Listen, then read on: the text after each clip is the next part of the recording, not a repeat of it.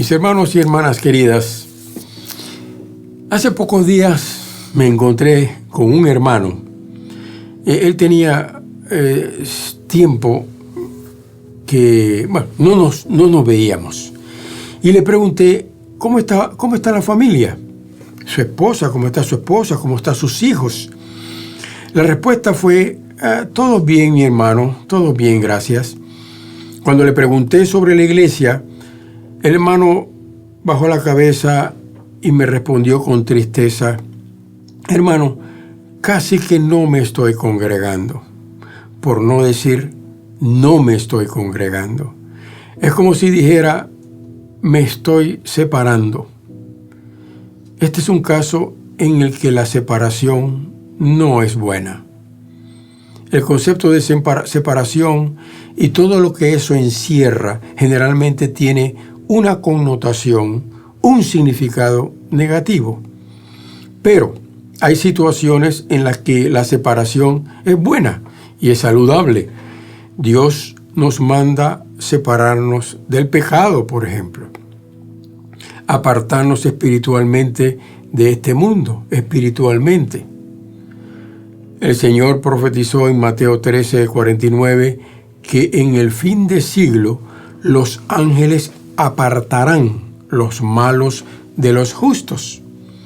Y Pablo en Romanos 1:1 dice que como siervo de Jesucristo y como llamado a ser apóstol, fue apartado para el Evangelio. Quisiera hablarles un poco sobre eso, el principio de la separación. Y escojo algunos versículos del Evangelio según San Juan, particularmente del capítulo 15 y algunos del 17. Juan 15, 18 y 19 nos dice, si el mundo os aborrece, sabed que a mí me ha aborrecido antes que a vosotros. En el versículo 19 dice el Señor, si fuerais del mundo, el mundo amaría más lo suyo. Pero porque no sois del mundo, antes yo os elegí del mundo. Por eso el mundo os aborrece. La palabra mundo tiene muchas acepciones en la Sagrada Escritura. Hay 4 palabras hebreas y 3 palabras griegas que cuando son traducidas como mundo en el español, pues presentan alguna necesidad de aclaración, alguna confusión. Primeramente, la palabra cosmos significa orden, disposición en las cosas. Y esta palabra se usa en Primera de Pedro 3:3. Pero también la palabra mundo se usa para significar, para denotar la tierra. Mateo 13:35. La palabra mundo también puede significar la raza humana. Mateo 5:14. Y hasta otras veces se usa para designar a los gentiles. En Romanos 11, 12 y 15. Y en otras porciones se usa para designar posesiones temporales. Por ejemplo, en Mateo 16:26. O hasta para calificar la lengua. En Santiago 3:6 dice un mundo de maldad. En Juan 15:19 se habla de separarse del mundo. No nos llama a ser ermitaños, sino a no ser parte de un sistema que se opone a Dios. El principio de la separación corre a través de toda la Biblia. Desde la misma creación, dice la palabra, que Dios separó la luz de las tinieblas. También separó las aguas que estaban debajo de la expansión, o sea, debajo de los cielos. Ordenó que también se separaran otras naciones. Ordenó a la iglesia que se separe del mundo. Entonces separar o separarse en la Escritura, ya en el Antiguo Testamento el concepto de separación se confundía perfectamente con el concepto de consagración. Es decir, separarse se usaba mucho para describir el acto de consagrarse. Todas las normas dadas al pueblo en el Pentateuco tenían como propósito la consagración, la comunión con Dios. Levítico 15:31 dice: así tendréis a los hijos de Israel separados de sus impurezas. La palabra nazareo, que vemos muchas veces en la Escritura, tiene su base en el concepto de separación. La raíz de la palabra nazareo es nazir. En el Israel del Antiguo Testamento habían dos clases de nazareato: el temporal y el vitalicio.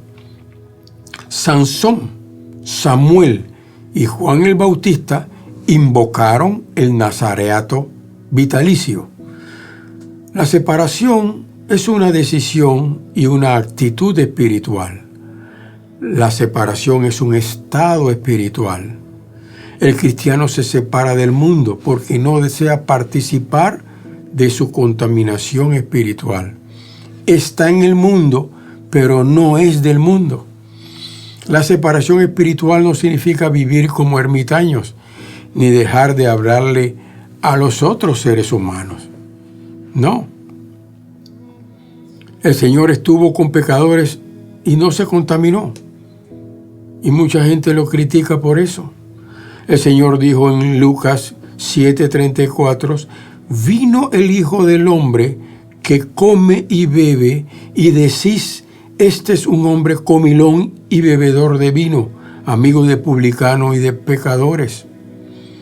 Y luego dijo, mas la sabiduría es justificada por todos sus hijos. Es decir, la sabiduría de Dios se justifica en las buenas obras de sus hijos.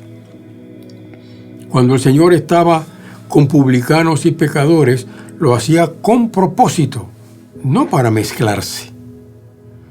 El Señor estuvo entre ellos, pero no estuvo con ellos. ¿Cuál es la diferencia? Es como el dicho popular, juntos, pero no revueltos. La diferencia estaba en la motivación de su corazón, en su propósito. Su propósito era llevar el Evangelio. Jesús fue criticado por los judíos por ser lo que ellos consideraban demasiado sociable. Ellos no podían aceptar que lo que ellos llamaban un profeta o un hombre de Dios estuviera comiendo con publicanos y pecadores.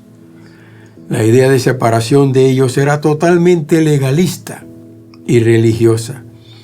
Ellos más bien creían en la separación como un rechazo, como un acto de discriminación. Permítame resaltar un poco más la importancia de este principio, el principio de la separación. Para el cristiano, entender este principio es fundamental. Tan importante es que no puede existir consagración sin separación. No se puede concebir un genuino cristiano que no esté separado, que no sepa cuáles son sus límites. El que todavía practica la mezcla desagrada a Dios. Nehemías capítulo 13, versículos 1 y 3, dice, aquel día se leyó en el libro de Moisés, oyéndolo el pueblo, y fue hallado escrito en él que los amonitas y los moabitas no debían entrar jamás en la congregación de Dios. ¿Por qué? Por cuanto no salieron a recibir a los hijos de Israel con pan y agua, sino que dieron a Balaam para que los maldijera, le dieron dinero para que los maldijera, mas nuestro Dios volvió la maldición en bendición. Hermanos, ¿sabía usted que nuestra lengua es un excelente mezclador? Santiago trata este tema al referirse al ministerio de la lengua. Ninguna fuente puede dar agua salada y dulce a la vez, pero la lengua pretende hacerlo. Y dice el versículo 9 del capítulo 3 de Santiago, que con la lengua bendecimos al Dios y Padre, y con ella maldecimos a los hombres. Esta es la mezcla que no agrada a Dios. En Josué 23 nuevamente se deja el principio muy claro. Siendo Josué un anciano, llamó al pueblo de Israel y les dijo, 23:7, no os mezcléis con estas naciones. Aquí encontramos a un Dios celoso de la santidad de su pueblo. En Romanos capítulo 1, versículos 6 y 7 vemos que el principio de la separación es aplicable a todo cristiano. Cuando el Señor nos hace un llamado a ser santos, porque sin santidad sencillamente nadie verá al Señor. No podemos adorar a un Dios que es santo y al mismo tiempo estar haciéndole caritas al diablo. Es tan importante este principio que el llamado de Dios siempre incluye una separación. Veamos algunos ejemplos. Samuel, en 1 Samuel capítulo 1 y versículo 11, Ana lo separa antes de su nacimiento. En Isaías capítulo 6 y versículo 7, el Señor lo separa a Isaías antes de su nacimiento. Y 6:7 dice, y tocando con él sobre mi boca, refiriéndose a un serafín que tocó su boca con un carbón encendido. Dijo el ángel, he aquí que esto tocó tus labios y es quitada tu culpa y limpio tu corazón. Pablo, en Hechos 19:5, dice, instrumento escogido me es este. Dios tiene un propósito fundamental con el principio de la separación. Permítanme mencionar solo algunos propósitos. Éxodo 19:3. La Sagrada Escritura dice que cuando Moisés descendió del monte, su rostro resplandecía, porque la gloria de Dios se reflejaba en él, porque había sido apartado. Dios lo apartó para hablarle al pueblo. Dios nos separa para meditación también. Ese es otro propósito. Salmo 1 nos sirve de marco para sustentar esto. Bienaventurado aquel que se aparta y luego medita. Pero también la separación tiene otro propósito para Dios. Dios nos separa para revelarnos algo. Mateo capítulo 17:1 dice, el Señor reveló su deidad en la transfiguración.